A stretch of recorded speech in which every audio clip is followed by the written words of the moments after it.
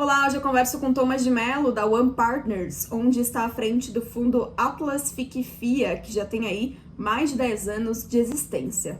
Nós falamos sobre tendências, também sobre setores e mergulhamos no top 5 de ações da casa.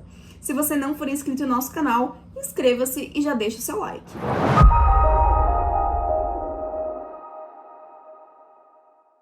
Você tem aí pelo menos 25 anos de mercado financeiro. Nesse tempo todo, você já viu ou viveu uma crise como essa que a gente está passando? Nunca vivi. Passei por, acho que 8 ou 10 crises relevantes, né, nesse tempo todo, mas nunca vivi uma guerra mundial, eu acho que invisível. Eu acho que a gente está vivendo uma guerra mundial onde o vírus aí é o grande inimigo. Então, não, nunca vivi. Acho que é uma crise sem precedentes.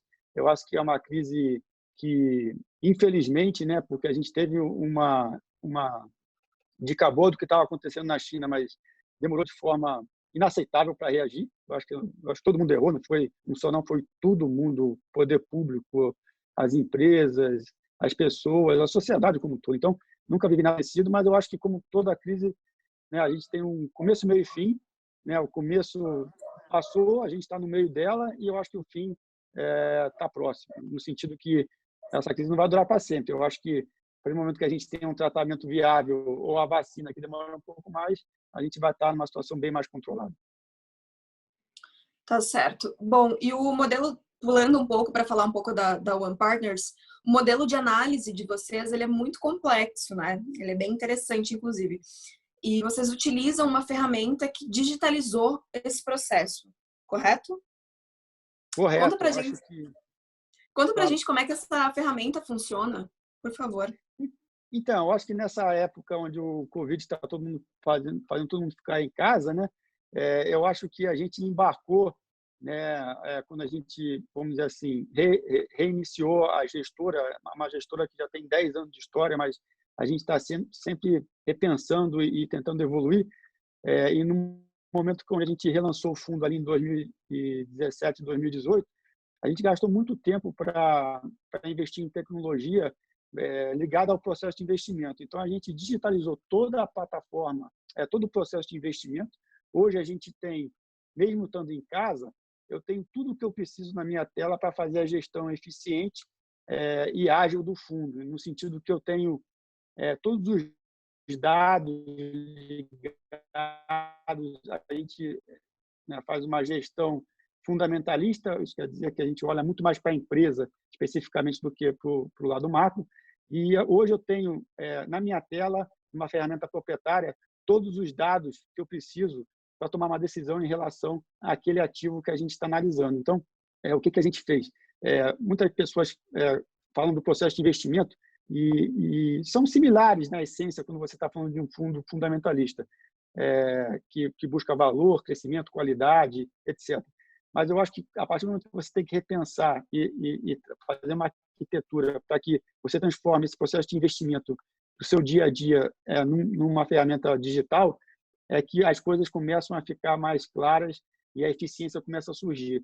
Então, hoje a gente tem um processo que é transparente, ele é absolutamente digitalizado, então eu tenho todas as informações sobre a tese de investimento, as notas em relação à empresa, ao setor, dados, vamos dizer assim, dados da indústria, e principalmente, né, as estimativas que a gente faz para chegar no valor justo da empresa, entender o potencial de valorização que aquele ativo tem, e também uma análise toda qualitativa, onde a gente transformou em dados, né, todos os pontos importantes que a gente faz sobre uma análise fundamentalista, que é calçado em 4 pilares principais, sendo o primeiro gestão, né, pessoas, quem é que está dentro da qualidade, competência, experiência, etc.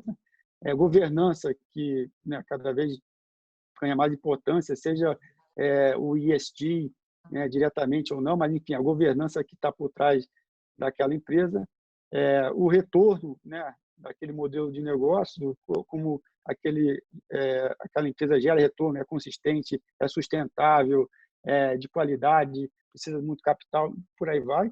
E, finalmente, a sustentabilidade, né, que aí também é do modelo de negócio, para entender se aquele negócio ele está vulnerável ou não, né, nesse momento onde rupturas setoriais estão cada vez mais relevantes, e entender se aquele modelo de negócio ele é sustentável no tempo ou se ele é vulnerável aí a ataques, vamos dizer, seja de novos entrantes ou do mundo digital, ou mesmo, né, porque não tem capital suficiente para poder fazer frente aí às necessidades que o modelo de negócio demanda.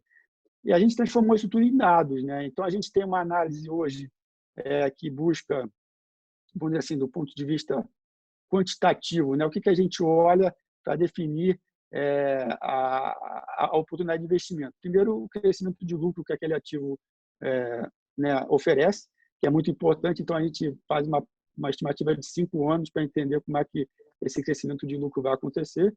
O segundo ponto é a alocação de capital, né, que entender como é que a empresa vai alocar o capital dela. Ela vai distribuir mais esse capital ou ela vai investir mais esse capital para fazer a empresa crescer e se desenvolver.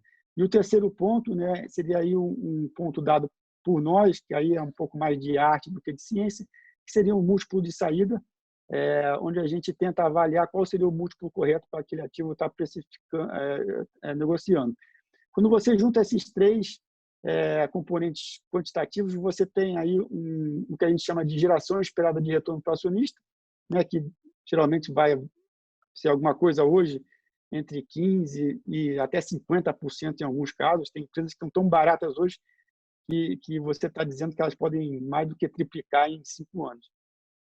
E esse indicador ele vai ser fundamental para a gente avaliar se aquela empresa oferece uma taxa de retorno esperada, né, ajustada a risco, apropriada. E aí a gente faz, como eu falei, uma análise qualitativa para tentar capturar, né, na essência, aqueles 4 pilares que eu falei. Então, governança é boa, a gente faz tem que responder sim ou não para mais de 200 perguntas, onde a gente avalia governança, gestão, retorno e sustentabilidade do negócio. Aí, colocando isso tudo em dados, você tem, de forma prática, rápida, ágil e produtiva entre o time, um protocolo de comunicação dinâmico que faz com que, mesmo a gente estando aqui em casa, né, eu estou na minha casa hoje, o time está tudo espalhado por São Paulo, aí todo mundo em casa, a gente consegue manter uma dinâmica super bacana aí e tentar buscar aí as melhores oportunidades conforme elas vão aparecendo. Então, assim, a digitalização foi super importante para a gente sobreviver exatamente nesse momento de crise, onde a gente está em casa e não tem acesso, né, ao debate e às informações no dia a dia que outras situações poderiam oferecer. Então, a gente está super bem colocado agora para continuar entregando um trabalho muito bem feito, de qualidade, mesmo nesse ambiente super desafiador que a gente está vivendo. E quando que esse processo de digitalização de vocês começou? Quando que ele foi implementado? Então, a gente teve um aprendizado muito bacana na Gávea, onde você tem uma excelência operacional de gestão, onde a gente tentou, né, eu tive o benefício, vamos dizer assim, de passar por casas de excelência, vamos dizer assim, seja a Gávea, né, no Arminio Fraga, ou o JP Morgan, também foi uma casa de excelência que eu passei, a asset do JP, uma asset global, talvez a maior, ou uma das maiores assets de gestão de renda variável ativo no mundo, onde a gente foi buscando ali, né, as competências e as excelências que aquelas casas ofereciam e tentou replicar isso, né, de forma efetiva na gestora hoje. E a gente começou esse trabalho em 2017 e é um trabalho que a gente acha que vai, a gente sabe como começa e diferente da crise, tá? A gente sabe como é que começa, mas não tem prazo para acabar.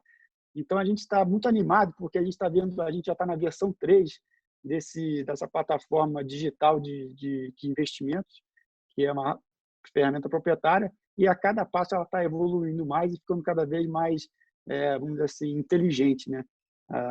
Então, assim, a gente está muito animado. Eu acho que no futuro, provavelmente, o capital humano empregado em programação e digitalização e ciência de dados vai ser muito maior até que o capital humano empregado na gestão. Vai ser interessante ver como é que isso vai evoluir.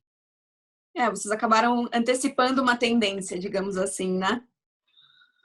Eu acho que a gente teve o benefício de passar por casas que já usavam isso de forma, principalmente o JP Morgan, talvez de forma global, e a gente entendeu o valor daquela proposta rapidamente e tentou implementar. Bom, vamos falar agora um pouquinho sobre tendência de alavancagem corporativa, aliás. Vocês estão bastante cautelosos com isso, dada a alta do dólar, queda no fluxo de caixa e necessidade de liquidez entre as companhias. Como é que está isso? Então, eu acho que a gente está num cenário muito especial, porque eu acho que as empresas no Brasil, diferente das outras crises, elas, assim, nos últimos 12 meses, elas cresceram capital de forma relevante e abundante, um capital barato, conseguiram alongar, né, e preparar o balanço para uma perspectiva de crescimento muito forte que estaria pela frente, né? Assim, em 2020, no começo do ano, em janeiro, ou final de 2019, a expectativa era de um PIB de 2%, 3% esse ano, 4% em 2021 e, quem sabe, 4%, 5% em 2022. As empresas, reconhecendo esse cenário, elas se planejaram para isso. Então, elas, do ponto de vista de estrutura de capital, elas, a maioria, né, se livraram de restrições de balanço, que é o covenant, né? Então, assim, uma restrição de balanço a partir de certos indicadores onde você teria que repagar essa dívida. Muitas empresas não têm restrições de dívida em relação a esses indicadores. Elas alongaram de forma relevante o seu endividamento. Então, a maioria das empresas hoje não tem nenhum vencimento de curto prazo relevante, que é ótimo. O custo, né, do dinheiro está muito mais barato, e algumas empresas, em cima disso tudo, ainda conseguiram captar via o mercado de capitais em emissões, né, capital novo, equity. Então, assim, a gente está num cenário onde, do ponto de vista de estrutura de capital, a grande maioria das empresas que a gente analisa estão em uma situação bem confortável. Em cima disso, elas tiveram também o mérito no passado de se prepararem e negociarem com bancos linhas de crédito de emergência, né? Que eram linhas, um seguro, vamos dizer assim, onde as empresas tinham linhas de 500 milhões de reais, 1 bilhão de reais, a Vale teve uma linha de 25 bilhões de reais, e a custos competitivos, e elas colocaram esse dinheiro também para dentro para fazer aquele colchão de liquidez para enfrentar esse cenário absolutamente, né, inédito em relação à crise que a gente está vivendo. Então, eu acho que assim, a estrutura de capital da empresa está muito boa. E aí também, do outro lado, as empresas se prepararam para crescer. Então, operacionalmente, elas fizeram um investimento enorme, vamos dizer assim, em pessoas, em sistemas. As empresas que estavam no processo de digitalização já estão fazendo um trabalho excepcional há bastante tempo, mas fizeram um esforço maior ainda, logística, infraestrutura geral. Então, assim, as empresas se prepararam para o crescimento e aí, de repente, né, do dia para a noite, elas se viram na maior crise que elas estão vivendo. E esse preparo para o crescimento foi super importante para que elas pudessem estar preparadas para a crise. E isso é incrível. Então, assim, eu acho que assim, o grande isso me deixa mais otimista na margem, porque eu acho que as empresas estão muito bem posicionadas, né? Vamos dizer assim, a maioria delas, é claro que vão ter empresas que vão ter dificuldades, que vão se tirar da crise, mas as empresas boas que a gente tenta colocar no portfólio vão sair da crise mais fortes, mais competitivas, mais bem posicionadas do que entraram em março. Então, assim, a gente está bastante otimista nesse sentido e acha que foi a grande sorte do setor corporativo brasileiro se preparar para o crescimento e aí estar preparado para a crise. Tá certo. E falando ainda em crise, quais oportunidades que tu enxergas aí que se abriram com essa queda recente? Muitas oportunidades estão se abrindo, né? Eu acho que a gente está vendo uma situação onde você teve uma queda, né, do mercado forte e, né, a maior queda trimestral da história, em 20 anos ou mais. quedas mensais, a maior queda mensal, né, também de forma espetacular, assim, muito rápida e muito agressiva.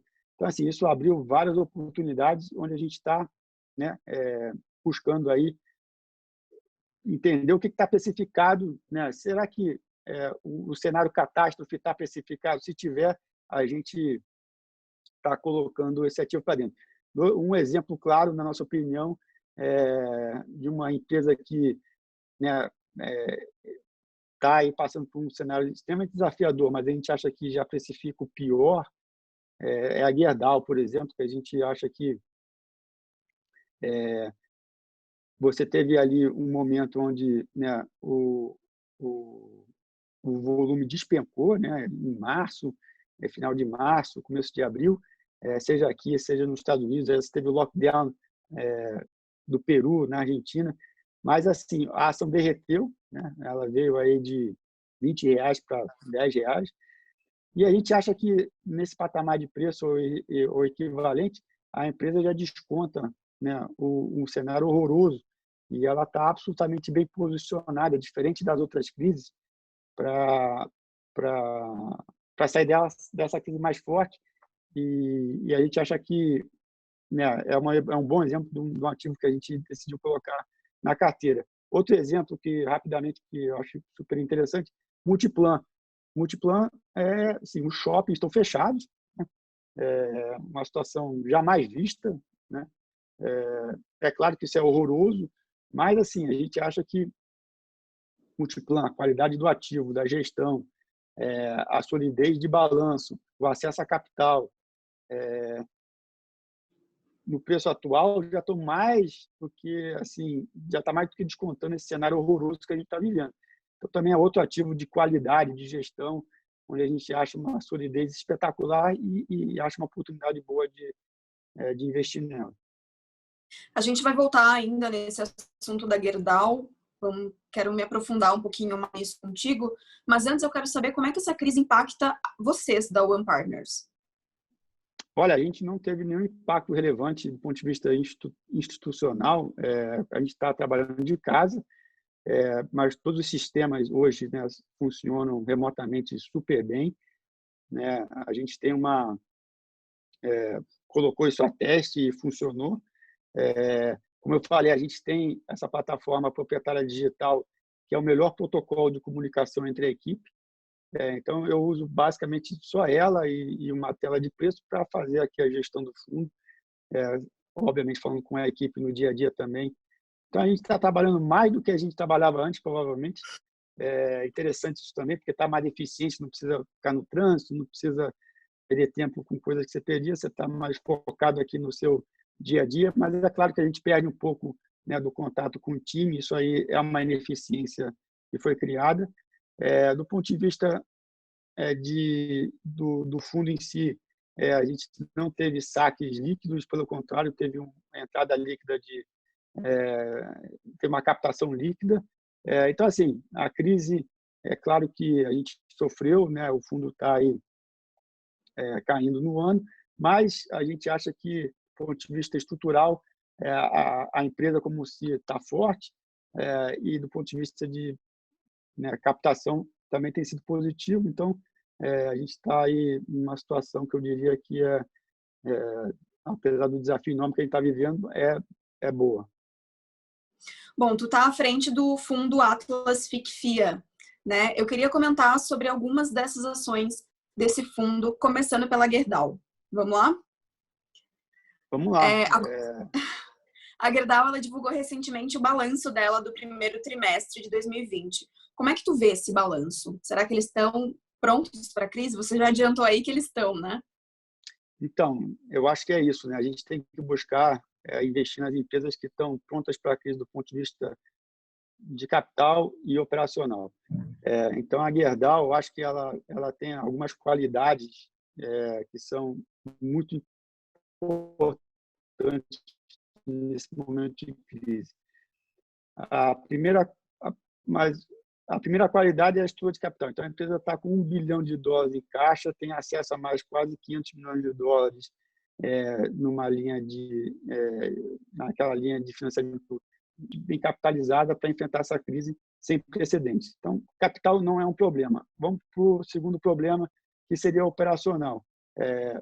Ela, diferente de uma outra siderúrgica, como ela opera, né, usinas que são chamadas de mini usinas, que usam sucata como insumo para a fabricação do aço, ela tem muito mais flexibilidade para ligar ou desligar essas usinas conforme, né, as perspectivas de demanda e a perspectiva de mercado se desenvolve. Então, ela tem uma flexibilidade operacional que é excepcional e que é muito importante nesse momento, porque ela consegue flexibilizar onde é que ela quer produzir, quanto ela quer produzir, sem precisar fazer grandes movimentos, como a Uzi Minas fez, a CSN fez, e desligar altos fornos, que são uma parte relevante da sua produção. O terceiro ponto é que a Gerdau tem uma diversificação geográfica super importante. 40% do seu resultado vem dos Estados Unidos e 60%, vamos dizer assim, vem de América Latina, Brasil, sendo o grosso disso. Então, assim, capital ela está forte, flexibilidade operacional ela tem e diversificação geográfica super boa, no sentido que os Estados Unidos, né, apesar de estar vivendo a mesma crise, por incrível que pareça, a situação lá não está tão ruim quanto está aqui no Brasil, por exemplo, para a Gerdau especificamente.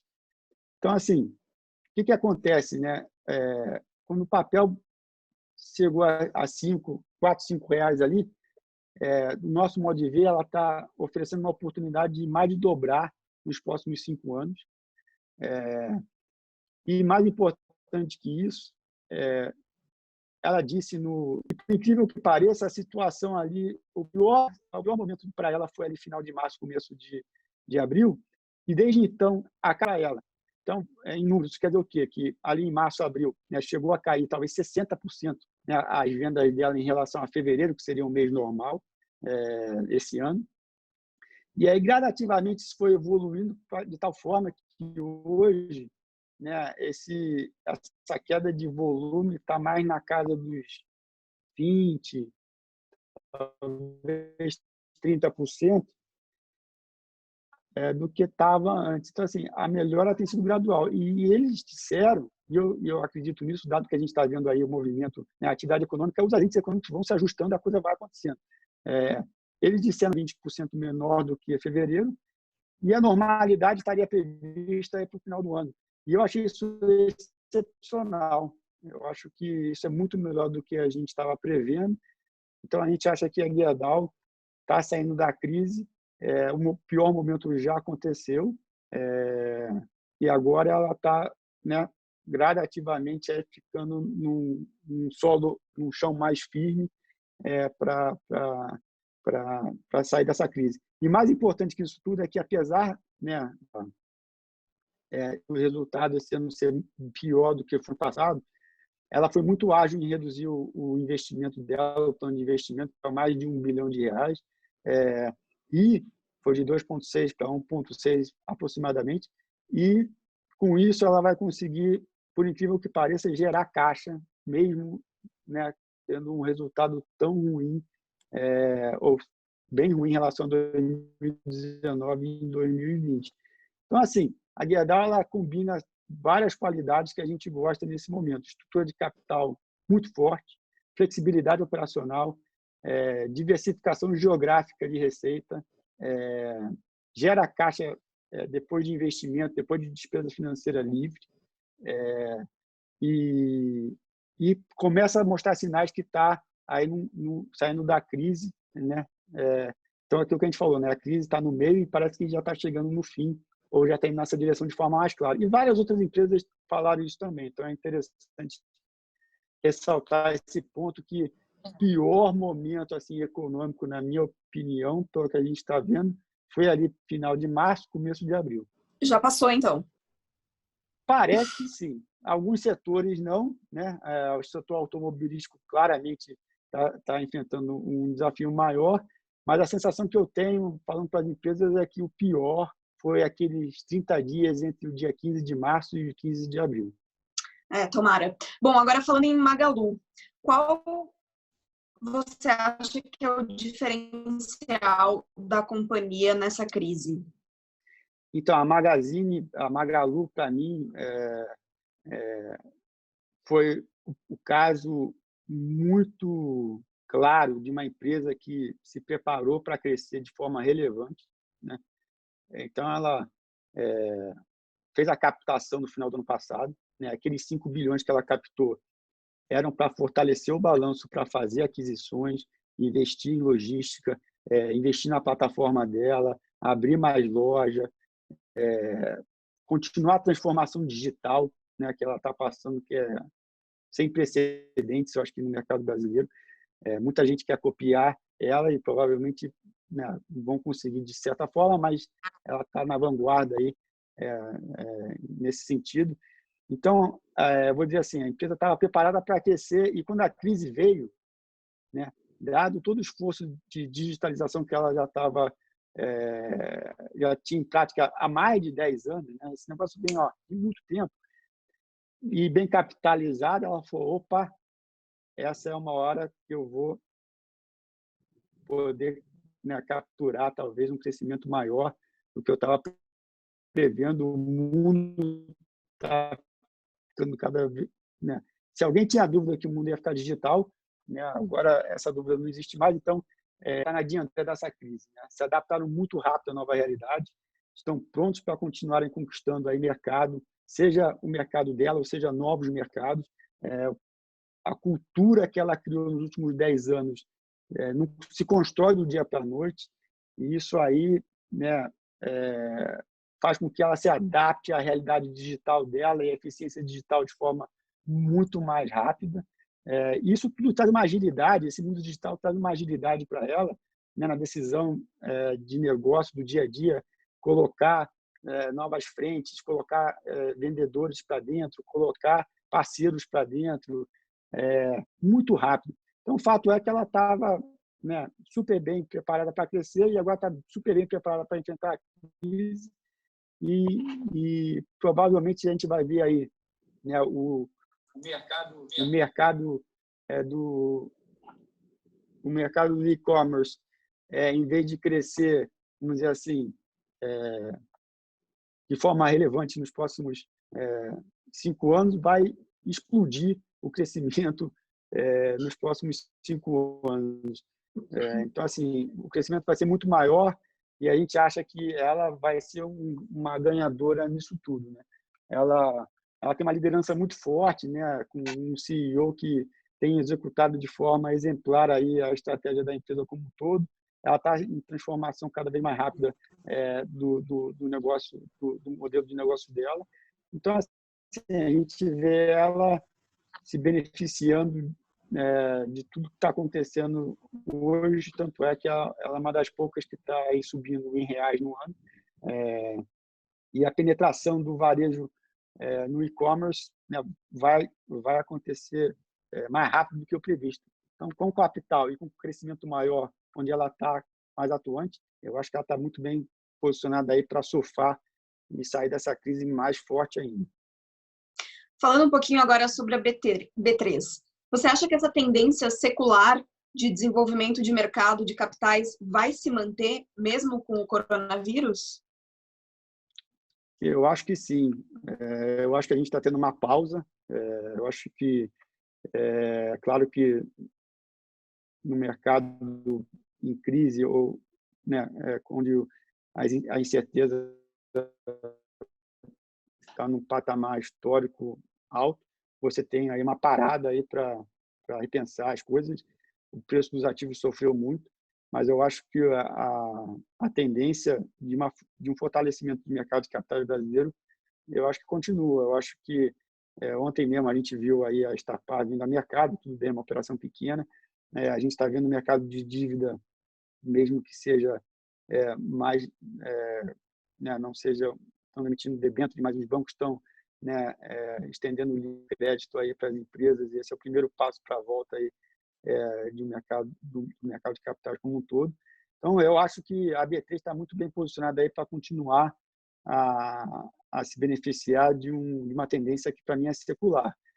Tem altos e baixos, né? Você tem paradas como a gente está tendo agora, mas eu acho que daqui a 6 meses o mercado começa a voltar de forma muito mais clara. A gente está vendo a Via Varejo aí tentando captar alguma coisa entre 2 e 5 bilhões de reais, ninguém sabe ao certo. A gente está vendo a Natura aí, né, com uma captação de 2 bilhões de reais. Então, assim, você começa a ver o mercado voltar ou querer voltar ao normal, e eu acho que a B3, nesse sentido, ela está bem posicionada para continuar aí, né, capturando esse crescimento e o desenvolvimento do mercado de capitais brasileiro. Super resiliente, né? A gente está vendo os volumes na bolsa aí acima de 20 bilhões, uma empresa que não necessita de muito capital no seu dia a dia, gera caixa, tem uma resiliência na receita espetacular. Então, a gente acha que ela continua aí na nossa cabeça, oferecendo uma geração de valor para o acionista bastante relevante. E a gente acha que ela continua sendo uma opção muito, muito boa nesse ambiente que a gente está vivendo hoje. E essa questão da chegada de uma nova bolsa, será que perdeu o ritmo agora com essa crise? Eu acho que perdeu, né? Perdeu bastante.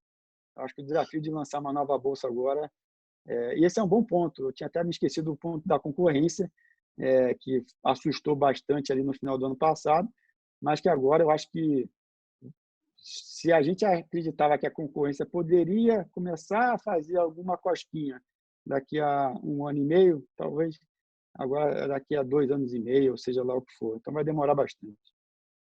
Pulando para a Continua sendo Hapvida... um risco, né? Continua Desculpa, sendo te um risco. cortei. Não, continua sendo um risco. A gente não está desprezando esse risco, mas a gente acha que atrasou bem a entrada desse novo concorrente. Bom, pulando agora para a Hapvida, depois de rejeitar aquela oferta de 15 bilhões em reservas técnicas, as operadoras de plano de saúde podem ter que ir ao mercado buscar crédito para atravessar essa crise. Será que a Hapvida vai ser uma delas? Então, a Hapvida, na nossa opinião, está longe de precisar de capital. E é outro exemplo daquilo que eu estava falando, né? A Hapvida hoje tem alguma coisa aí, 1,5 bilhão de caixa líquido. Ela não vai precisar, né, de acessar,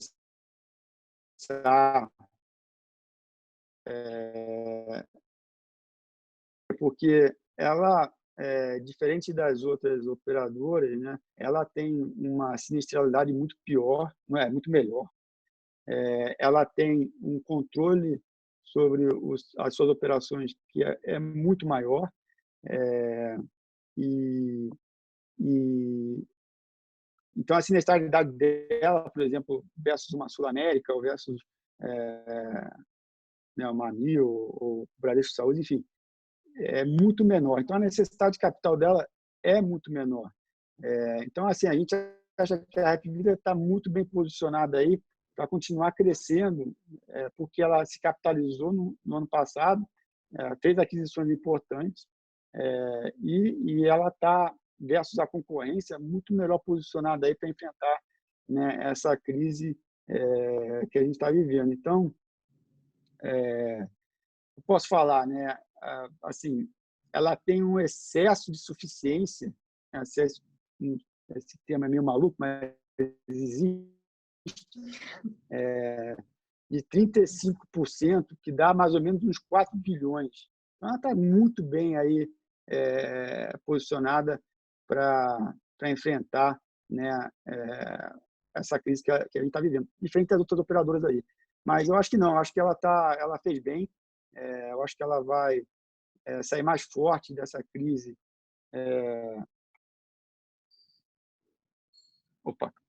Dessa Tinha caído, crise mas voltou.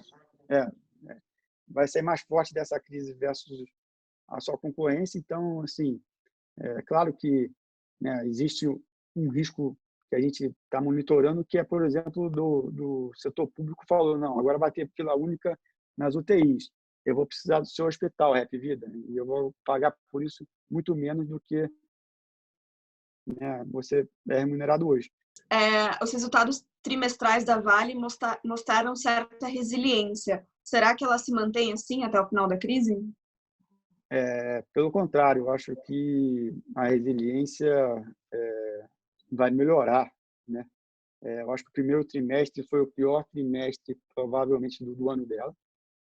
Daqui para frente, a gente vai ter uma situação onde a desvalorização do real, a queda do preço do petróleo e um volume maior, né, vai fazer com que os trimestres seguintes sejam melhores.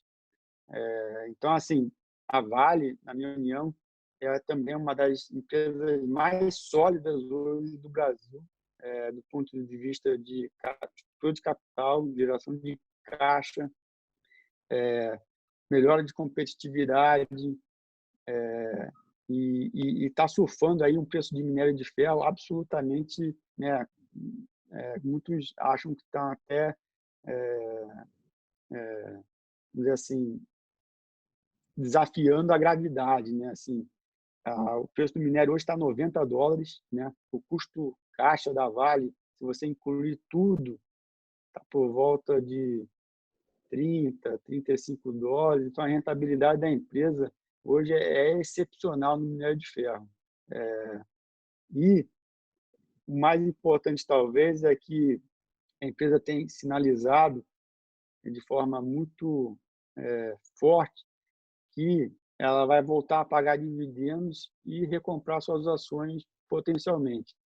Ela tem uma capacidade de ter, lembra que a gente falou, né? Quando a gente avalia uma empresa, a gente olha o crescimento de lucro, o múltiplo de saída e a alocação de capital. A gente achava que Vale era um risco ano passado, porque a alocação de capital dela estava ineficiente, dada a questão de Brumadinho e a necessidade de pagar, vamos dizer assim, a sociedade pela tragédia que ela acabou sendo envolvida. Hoje, ela reconhece que a sociedade tem sido, né, compensada aí de uma forma bastante relevante. Então, ela estaria livre para voltar a alocar o capital da forma que ela achasse melhor. E ela tem dito que ela vai voltar a pagar dividendos e recomprar ações, provavelmente em algum momento no segundo semestre, a partir do momento que ela repaga aquela linha de seguro que ela pegou recentemente aí para fortalecer o capital dela. Então, assim, a Vale hoje, né, ela está numa dinâmica de resultados muito boa e ela tem aí, vamos dizer assim, um potencial enorme de pagar um dividendo gordo para o acionista no fim desse ano ou ano que vem, de forma com que a gente acha que a Vale está bem barata e oferece uma oportunidade de investimento muito boa para os próximos 2 anos aí para o investidor que é um pouco paciente, né? Então, a Vale, na nossa opinião, é uma das melhores oportunidades de investimento hoje no mercado. E você gostou dessas mudanças na governança? A empresa, a Uhum. Vale? Sim. Eu acho que, sim, sem dúvida. Eu acho que a Vale ela está melhor hoje do que ela estava antes de Brumadinho, né? A governança melhorou muito, os que ela instalou, ela colocou em prática em relação às barragens. Então, hoje, do ponto de vista de governança, por exemplo, antes, né, qualquer coisa que acontecia ligada a risco operacional da empresa não ia diretamente para o presidente e para o conselho e para o comitê de risco. Diferente da Petrobras. A Petrobras tinha isso, né? Porque talvez a Petrobras tivesse aqueles riscos operacionais das plataformas, onde qualquer coisinha tem que ser comunicada para a empresa toda para que a coisa seja bem administrada. A Vale não tinha isso e aprendeu com o Brumadinho. Então, assim, foi um salto na governança importantíssimo. Então, qualquer coisa que aconteça hoje na Vale, né, todo mundo fica sabendo e todo mundo consegue, e a empresa consegue atuar de forma muito mais, vamos dizer assim, proativa para aquele risco que está aparecendo de alguma forma. Então, acho que a governança melhorou muito. A gente sabe que existe depois de Brumadinho, muitos investidores, principalmente os internacionais, aí, né, estão colocando a Vale numa certa lista negra aí de investimento. A gente entende isso, a gente entende que isso pode ser superado só com o tempo, né? Você demora aí 50, 60 anos aí para construir sua credibilidade, né? E você destrói ela num dia que foi dia 25 ali de janeiro, se eu não me engano, Uhum. do ano passado. Então, a Vale vai ter que construir essa credibilidade de novo, e eu acho que ela vai chegar lá. Eu acho que ela vai provar para o investidor que ela é uma empresa séria, que se preocupa muito não só com o meio ambiente, mas também com, né, com, com a sociedade como um todo. Mas isso vai demorar um pouquinho. Mas, ok, para quem consegue ter um pouco mais de agilidade como nós, é uma ótima oportunidade, porque cria uma assimetria aí de valor versus outras empresas no mundo que a gente acha que, né, fica super interessante para a gente comprar a Vale. Bom, lá no começo você comentou que está um tanto otimista com o cenário. Olhando para o Brasil de agora, quais as perspectivas que a gente tem para esse ano e para o próximo? São otimistas? O Brasil não é para amador. A gente acha que você vê a questão política, né? Assim, lamentável que a gente está vivendo, tantos problemas, né, que a gente precisa aí superar e aí o mundo político não consegue se coordenar para tentar minimizar isso, principalmente na crise atual. Mas, assim, eu acho que o Brasil tem, sim, a capacidade de superar, né, essa questão que a gente está vivendo hoje. Eu acho que existem a gente tem que assumir algumas coisas, né? Não vamos assumir que a crise política, né, sai do controle, não vamos assumir também que a âncora fiscal seja aí levantada e que a gente fique à deriva do ponto de vista fiscal, e não vamos assumir também que o Paulo Guedes saia. Assumindo que, né, são premissas talvez agressivas, não sei, depende de cada um, mas eu acho que o Brasil tem, dentro da caixa de ferramentas dele, flexibilidade. Por exemplo, eu acho que a gente até viu isso recentemente, né? A crise, na minha opinião, vai fazer com que Brasília talvez sinta uma urgência maior de fazer uma reforma mais profunda no Estado. Eu sou otimista com isso. E recentemente a gente viu algumas coisas saindo de Brasília nesse sentido. Então, previdência talvez, né, tem que ser um ajuste maior. A reforma administrativa tem que ser mais agressiva, talvez. A reforma tributária nem se fala, a gente precisa resolver essa questão, esse nó aí, né, tributário que a gente vive. Então, assim, eu acho que as reformas podem, né, talvez até serem aceleradas. Talvez seja otimista, mas, enfim, eu acredito um pouco nisso. Outra ferramenta importante que pode ser que aconteça é que o governo tire da caixa, eu acho que sinalizou isso também, privatização. Nada melhor para reduzir a dívida pública que acelerar o programa de privatização. Vamos vender aí o que a gente conseguir, né? Acelerar o programa, tentar reduzir o tamanho do Estado como um todo e, com isso, talvez controlar um pouco, né, a evolução da dívida pública aí, que está crescendo de forma bastante forte. E a última questão que eu acho que precisa ser avaliada, eu não sou, né, eu sou economista de formação, mas não sou economista no dia a dia, eu acho que é a questão das reservas, né? A gente tem um seguro aí enorme, né, 320 bilhões de dólares. Isso está ganhando valor a cada dia aí com essa desvalorização cambial que a gente está passando. Como é que o Banco Central, né, e o governo vão usar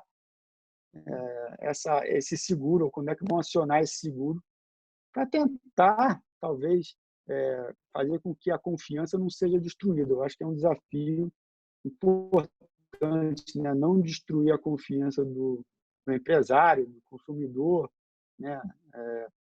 do investidor estrangeiro, para que a gente possa, né, ter uma ponte para o crescimento aí futuro mais segura. E baixo, com uma inflação baixa, com câmbio desvalorizado. Eu acho que isso para o Brasil é muito bom, né? A gente nunca viu isso. Então, assim, para o setor privado, para o setor agro, para o setor exportador, é muito bom esse ambiente que a gente está vivendo, nessa questão que eu estou falando, de juro baixo, né? Câmbio desvalorizado, e inflação baixa. Agora, é claro que a gente tem que ter a confiança para voltar a investir como sociedade, né? Porque no momento atual ele está prejudicando um tanto quanto essa confiança. Mas eu sou otimista, sim. Eu acho que a gente está vivendo um cenário catastrófico, o segundo trimestre vai ser catastrófico, mas na margem eu acho que a coisa está melhorando, não está piorando. Bom, Thomas, para finalizar a nossa conversa, como de praxe, eu sempre peço, aliás, para os entrevistados deixarem uma dica, um conselho para o investidor. O que tu diria? A minha dica, principalmente no momento atual, é que o Brasil não vai cair no precipício. A gente vai estar, daqui a 6 meses ou 12 meses, né, olhando para trás e vendo que, na verdade, o que a gente teve foi uma grande oportunidade de fazer bons negócios e não de ficar, né, preocupado com olhar a crise mais como uma oportunidade, né, do que como um risco. Eu acho que o Brasil tem se provado aí no tempo ser um país equilibrista. Ele chega ali na beira do precipício e volta, a gente nunca cai. E a gente está num momento, eu acho que especial nesse sentido, né, com juro baixo, inflação baixa, câmbio desvalorizado, uma reserva cambial espetacularmente grande, um ministro da Fazenda competente, as empresas, como eu falei, super bem, diferente de 2016, onde, né, acho que a crise de crédito ali, potencial, né, pelo que a gente sabe, foi quase de R$ 1 trilhão. Eu acho que essa crise de crédito que a gente vai ver agora é bem diferente.